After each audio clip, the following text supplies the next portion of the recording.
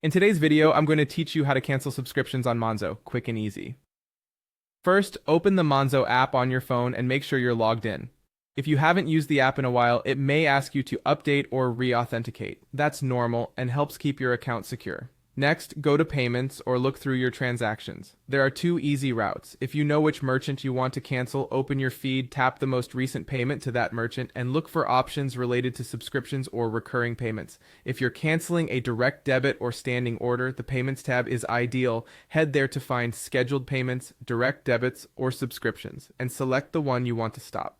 This view helps you see what's upcoming and avoid any surprises. Now start your application to cancel the payment. In practice, this means tapping into the specific direct debit, standing order, or recurring card payment and choosing the option to cancel or stop future payments. Monzo usually labels this clearly and you'll see a confirmation screen. If the payment is a card-based subscription, some merchants require that you also cancel on their website. Monzo will flag this when relevant, and it's best to follow both steps to make sure the billing stops. When prompted, verify your identity. You might be asked for your device passcode, Face ID, or fingerprint. This step confirms it's really you and prevents accidental cancellations. Take a moment to review the cancellation details before you confirm. If you have more than one Monzo account, choose your Monzo account carefully. Make sure you're canceling the payment from the exact account it's taken from, whether that's your personal, joint, or business account. If the subscription is paid from a specific pot-linked card, switch to the correct card or account view first so you cancel the right one.